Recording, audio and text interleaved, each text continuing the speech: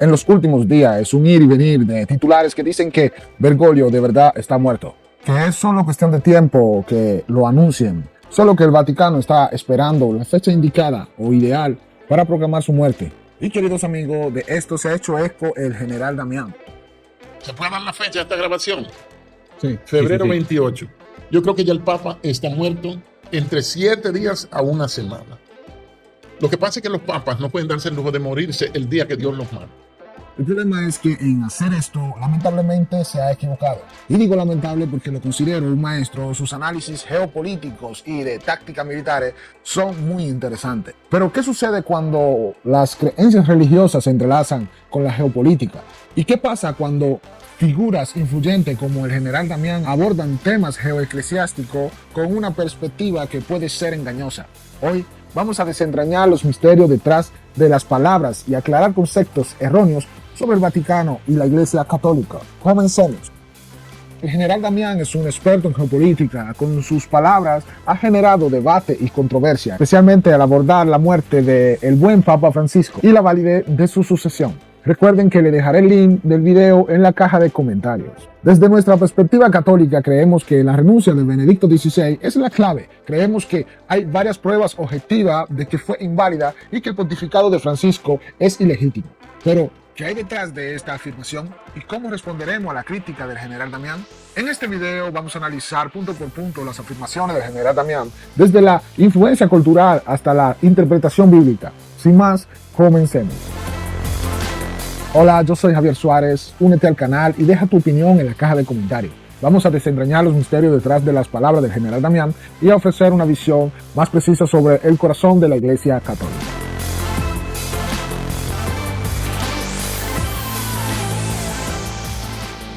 El general Damián tiene razón al señalar cómo las creencias religiosas pueden moldear los factores culturales y políticos. Pero vamos a soltar algunas provocaciones.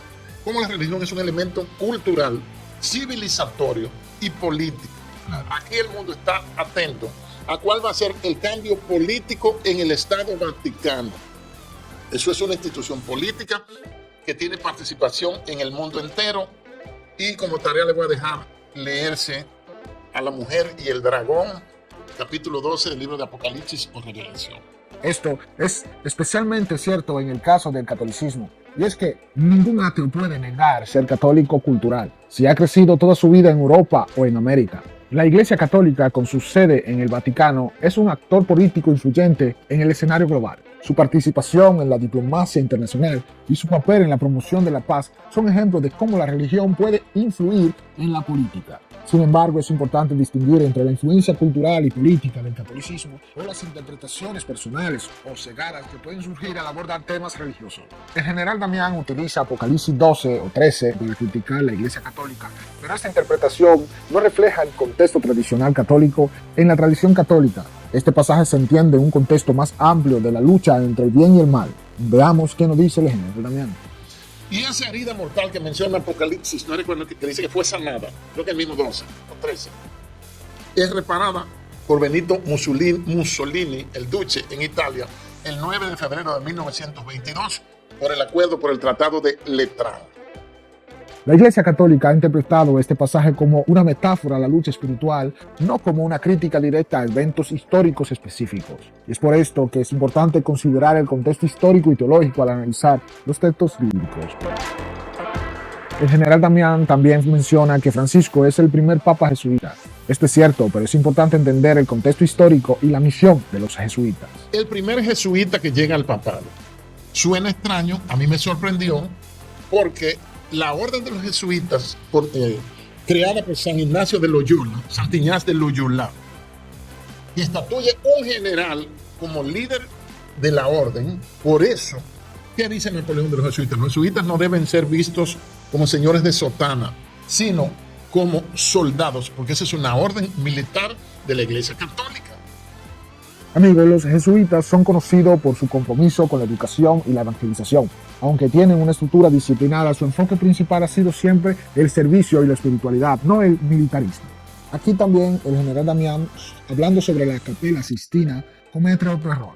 Veamos. Ya en 1502, por ahí, ya había un papa español en el Vaticano, el Papa Borgia.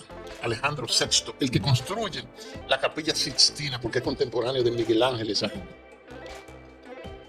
El general Damián también habla sobre la Capella Sixtina y Alejandro VI. Sin embargo, es importante aclarar que la Capella Sixtina fue restaurada por el Papa Sixto IV y no por Alejandro VI, conocido como Papa Borja.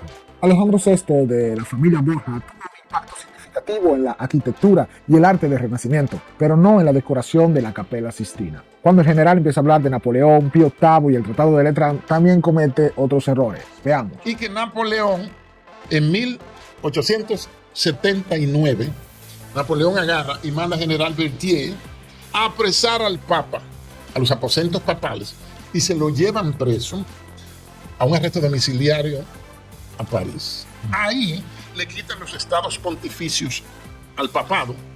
Y esa herida mortal que menciona Apocalipsis, no recuerdo que dice que fue sanada, creo que el mismo 12 o 13, es reparada por Benito Mussolini, el duce, en Italia, el 9 de febrero de 1922, por el acuerdo por el Tratado de Letrán. Así que el general Damián también comete errores históricos al hablar de Napoleón y el Tratado de Letrán. Napoleón Bonaparte sí arrestó al Papa Pío VIII, pero no en el 1879, atención. El arresto ocurrió la noche del 5 al 6 de julio del 1809, cuando el general Etienne Radet, y no el general Berthier, como dice el general Damián, fue enviado a detener al Papa en los palacios del Quirinal. Pío VIII fue llevado a Francia, inicialmente a Savona, y no a París, aunque más tarde fue trasladado a Fontainebleau. Fontainebleau. Yo no hablo francés, yo me paso. Fontainebleau. Pío VIII permaneció en Savona desde el 17 de agosto de 1809 hasta el 9 de junio de 1812, antes de ser trasladado a Fontainebleau. Esto significa que estuvo en Savona casi 3 años después de esto. Fue trasladado a Fontainebleau por orden de Napoleón, donde permaneció hasta su liberación en enero del 1814 por cerca de 1 año y medio solamente. Queridos amigos, estos que están viendo son imágenes del Tratado de Letrán. Queridos amigos, el Tratado de Letrán fue un acuerdo pragmático, atención, en lo más crudo del significado de esta palabra en concreto. Y esto sucedió así para asegurar la independencia del Vaticano, no un apoyo a la dictadura fascista. Es por esto que es importante entender el contexto político de la época. Napoleón anexó efectivamente el Estado Pontificio al Imperio francés en 1809.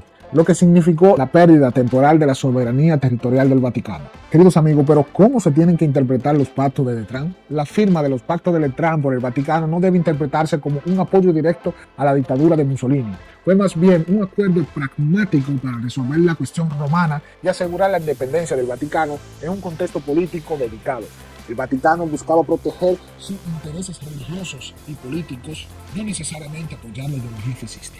Los pactos de Letrán establecieron el principio de iglesia libre en Estado libre, lo que significaba una separación entre la autoridad religiosa y civil. Esto permitía al Vaticano mantener su autonomía religiosa dentro de un marco legal definido.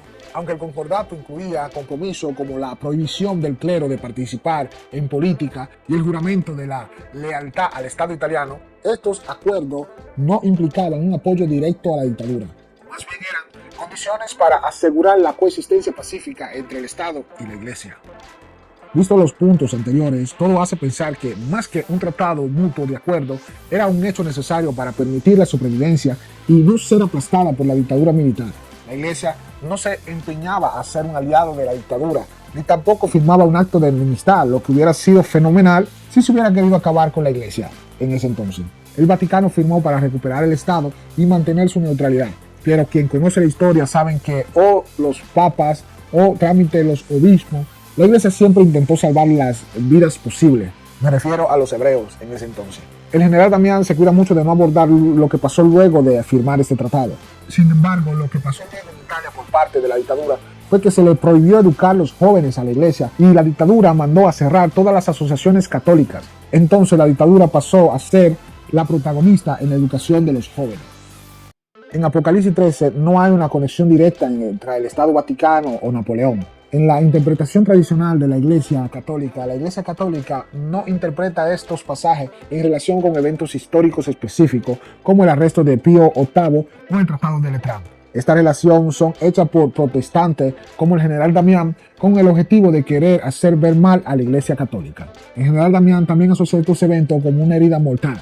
La mención a una herida mortal en el contexto de Apocalipsis podría referirse a Apocalipsis 13:3, donde se describe una bestia que recibe una herida mortal pero se recupera. Sin embargo, este pasaje no se relaciona directamente con el Estado Vaticano o Napoleón.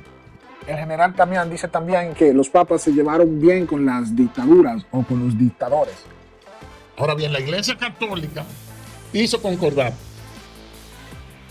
con Benito Mussolini, Hitler, canciller von Papen, fue que firmó con la España de Franco, con Trujillo también, que llevó bien siempre con los dictadores. Y aquí hay que matizar. Es cierto que algunos papas podían actuar con más rapidez en ciertas decisiones, pero no hay que olvidar que el primer estado en dar refugio fue el Vaticano. No hay que olvidar que la Iglesia Católica fue perseguida por Hitler y el Tratado de Letrán, aunque devolvía una pequeña parte del territorio de la Iglesia Católica, en realidad era un bozal y cadenas para limitar los actos políticos de la monarquía vaticana. Cuando el general Damián se refiere a los requisitos del Papa y de los cardenales, también comete algunos errores. Veamos.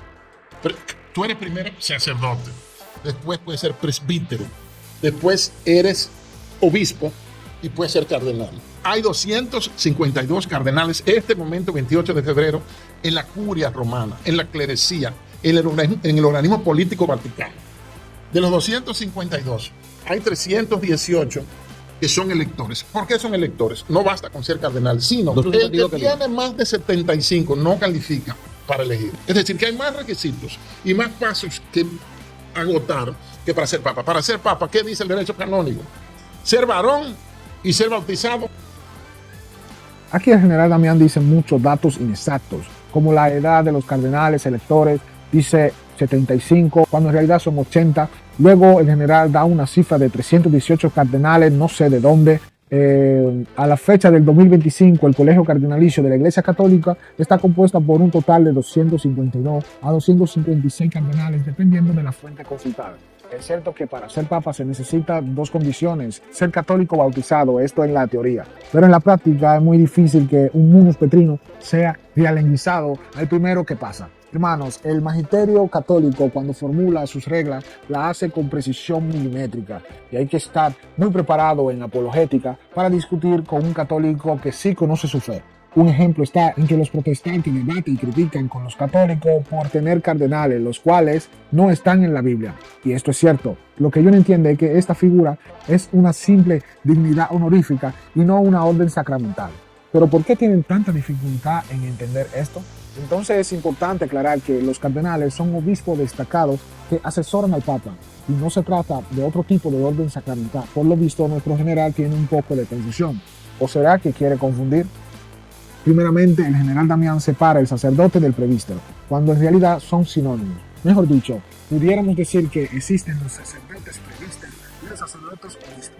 Sí, porque el sacerdote es todo aquel que posee el sacramento de ofrecer la Eucaristía. El general Damián también hizo un lío con los grados de órdenes sagrados, que son sacramentos, y son 3, y los cardenales no hacen parte de este orden. Esto que ven en la pantalla son los 3 grados de orden diferentes.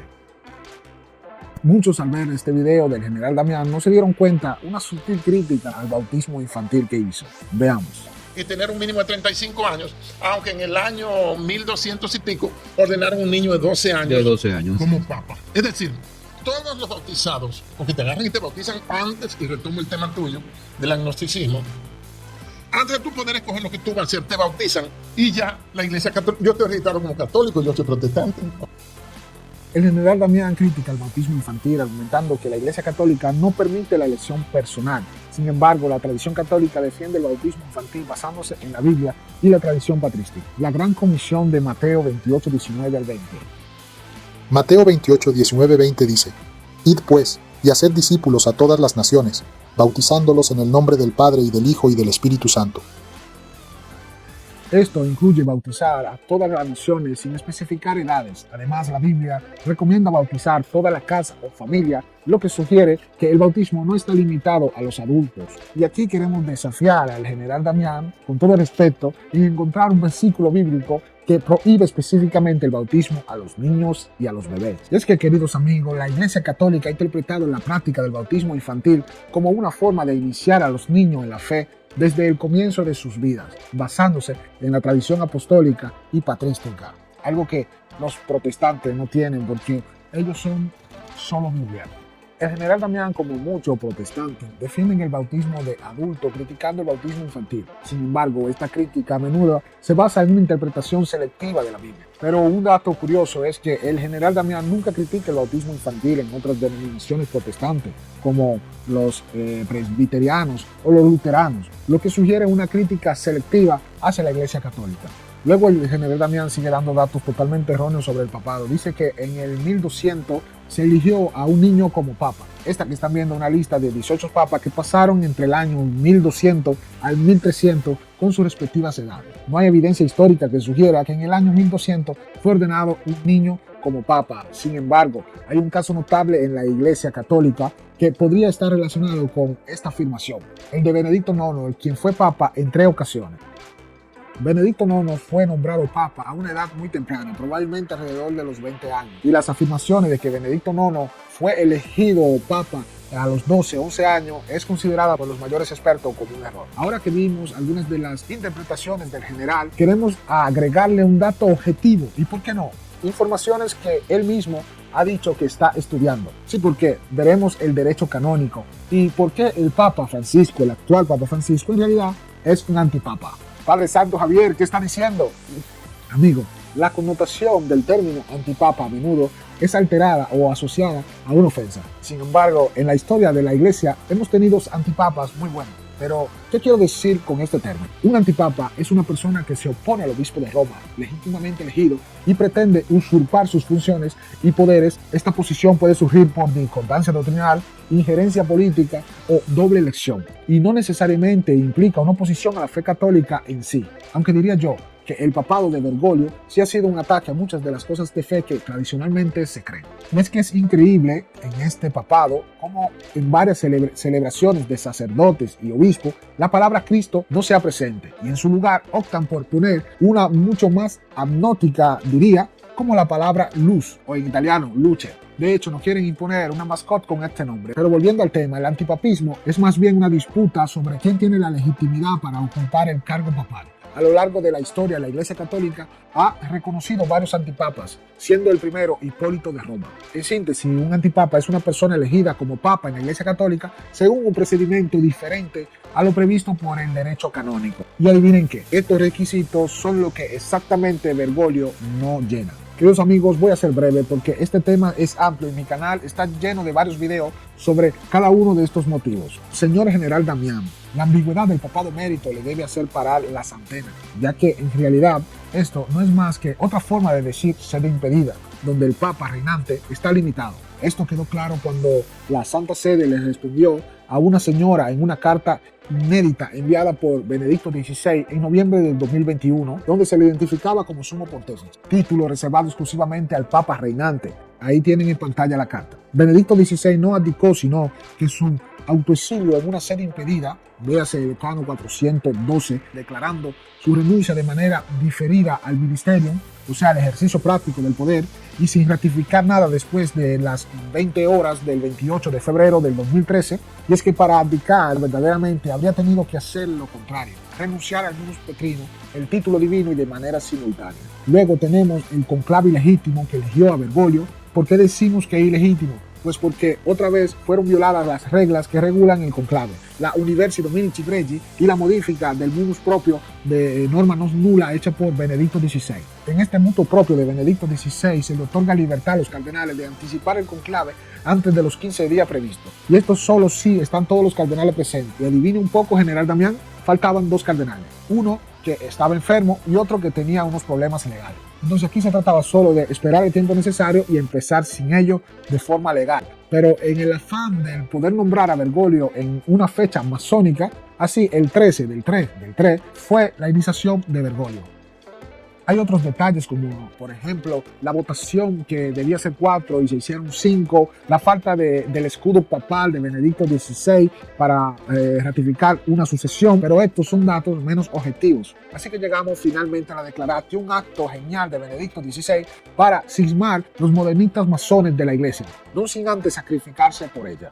Y como le prometí que solo le iba a dar datos objetivos, Aquí le vengo nuevamente con el derecho canónico. El canon 332, párrafo 2, nos dice que para que una renuncia sea válida, esa debe ser libre y no tiene que ser aprobada por nadie. Esto es obvio porque solo Jesús está por arriba del Papa. Pero también este artículo nos dice a qué tiene que renunciar el Papa. Este artículo dice que el Papa debe renunciar al munus petrino. Escuchen bien, al munus petrino. Mejor dicho, el cargo espiritual donado por el Espíritu. Y no al cargo ministerial o ministerium que le viene otorgado por los cardenales. Aunque en nuestro idioma, lenguaje, esos términos han sido descritos como sinónimos, en la realidad y en la historia no es así. Siempre va a haber un munus detrás de un ministerio y no siempre un ministerio tendrá un munus. La cuestión es que Benedicto XVI nunca dedicó al munus, sino al ministerio. Y esto de por sí hace más que nulo, hace inexistente el acto jurídico de renuncia, aparte que los actos puros como este son inmediatos y no se protraen en el tiempo, y si estudian bien la renuncia de Benedicto es un anuncio para decir que el 28 de febrero dejaba de ser papa. Sin embargo, ese día, en ocasión de su última audiencia, Benedicto XVI dice: el munus que me fue dado es para siempre y por siempre. Aunque no esté en el ministerio, seguiré espiritualmente, por así decirlo, en el recinto de pena. ¿A qué recinto se refiere? Se refiere al recinto del munus del ministerio. Amigos y General Damián, hay muchas cosas que decir, pero este video se hace muy largo. Rectifico mi respeto a General Damián por su patriotismo y su conocimiento geopolítico. Espero que sepa entender este video con el significado que lleva. Ahora le toca a ustedes. ¿Creen ustedes como el general que el Papa está muerto? ¿Qué le ha parecido este análisis de sede impedida? ¿Piensan ustedes que Benedicto XVI renunció legítimamente? Hasta aquí el video de hoy. Suscríbete al canal para más videos como este. Hasta la próxima.